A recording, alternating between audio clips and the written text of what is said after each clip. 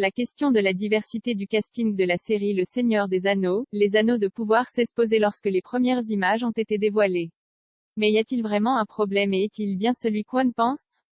Le sujet de la diversité dans la série Le Seigneur des Anneaux, les Anneaux de pouvoir a déjà beaucoup agité les claviers du monde entier. En effet, le show a fait le choix de confier à des acteurs non caucasiens certains rôles dans l'univers fictif de la Terre du Milieu. Cela a soulevé plusieurs questions et critiques sur les réseaux sociaux, sur lesquels nous avons voulu revenir en interrogeant Romain Bay, responsable de la chaîne Les Streams sur Twitch, fondateur du site Le Grand Pop et passionné de l'univers de J.R.R. Tolkien. Tolkien lui-même a écrit des peuples humains notamment de couleurs différentes.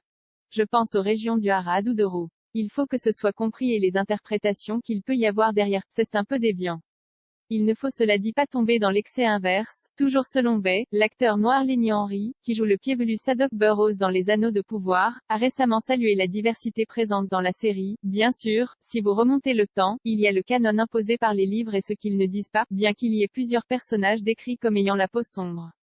Mais c'était l'époque. Nous racontons cette histoire aujourd'hui. Selon Romain Bay, il faut distinguer l'origine des interrogations quant à la diversité présente dans la série. Pour le responsable du stream, il poursuit, d'autant que chez Tolkien, c'est justement la mixité devant le mal qui crée des solutions. Donc, c'est complètement antinomique avec les écrits de Tolkien de refuser d'avoir des acteurs de divers horizons pour incarner des personnages. Attendons de voir d'où ils viennent et quelle est leur histoire avant de crier à quoi que ce soit. La question s'est notamment posée auprès de certains fans autour de LL Farondir ou de la princesse Nendisa, des personnages joués par des acteurs issus des minorités, Ismaël Cruz Cordova et Sofia Nombet respectivement.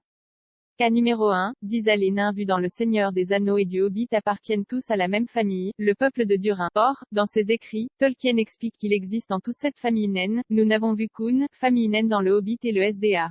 Qui nous dit que dans les 6 autres, il est n'y a pas des nains à la peau noire, interroge Romain Bay. Tolkien ne l'a jamais écrit, mais il ne l'a pas infirmé ou confirmé. Donc moi, je n'ai pas de problème avec le fait d'avoir une princesse qui viendrait d'un autre royaume. Par contre, effectivement, si on dit qu'elle vient du peuple de Durin, je peux comprendre que cela pose des questions sur la justification. Donc, c'est juste ça qu'il faut arriver à comprendre. Cas numéro 2, arrondir je veux juste qu'On m'explique pourquoi il est là, commande Romain Bay. Mais je n'ai pas envie qu'On me justifie le fait d'avoir un personnage de couleur. J'aimerais juste savoir. De la même façon que j'aimerais savoir comment Galadriel est devenue chef des armées alors qu'On me l'a présenté comme plutôt une sage.